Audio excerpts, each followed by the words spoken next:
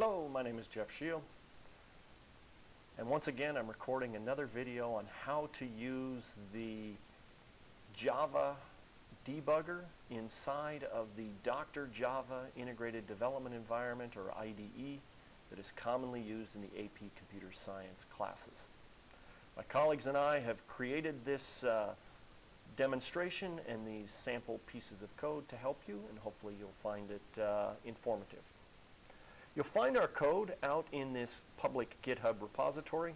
Feel free today to go pull down that code and open the debugger Java file and to debug along with us to make sure you understand what we're doing. Today's lesson is to learn how to look around once we get to a debug environment or get to a point in our code. Sometimes if we're not using a debugger, we'll simply end up in this loop where we do a system.out print line, much like this hello world statement, and we'll do that multiple times, which means we'll add a print line, we'll do a compile, we'll run again, read the information that's given to us, and do this over and over and over.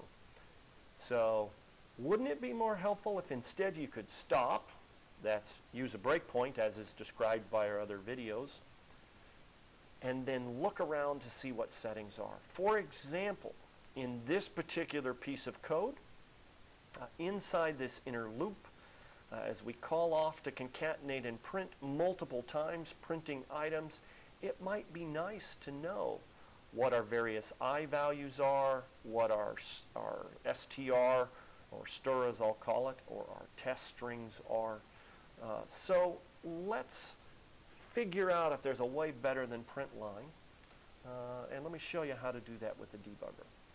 As always, to get started, let's make sure we have a JDK as our compiler environment and enter the debug mode by left clicking up here on debug mode, which should thus give us this debug window pane, and let's set a breakpoint at line 32. Oops, forgot to turn on my line numbers. Let's go do that now. Edit, preferences, display options, show all line numbers.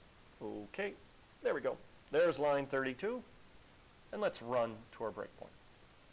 Here we go. We've run to our breakpoint. It's green now instead of red. We see in our stack frame we're in debugger main, and now let's look around. To do that, let's begin by opening up these little arrows, which you may or may not see. You may not see these watches just to the left of the stack frame. Watches are a way of looking at objects or variables.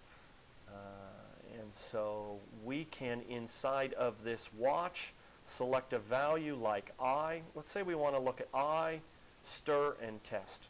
So we would come down here, we would left click on the name, we would type what we want to see, and if it weren't for the visual bug, you'd be able to see that that was I when I typed it. Sorry about that, but I'll hit enter quickly. Stir is the next one, and the final one is test. If we look at these, each of these, we see, for example, at this breakpoint that I has a value of 0 and it's defined of type integer. We see that stir is not found. Wonder why that is. Well, we're just getting ready to execute that line, and that line is a declaration of stir. And we see that test has been declared already, and it's a string, but it has an empty value. Just to prove that stir is not defined yet, let's just step over that and see what value we get from stir. Oh, there we go. We got a value now of 0, comma. And test still doesn't have anything in it, but if we step over that, we should append stir to test, and we're going to probably go back to the top of the for loop, and suddenly now stir is not found, and sure enough, test has our 0, comma. So let's step around this a few times and watch the settings now of stir. We're just getting ready to go call concatenate and print. Stir now has the 1 comma. Test still has its previous value of 0 comma. Let's step over that, make sure that stir gets appended to test. There we go again.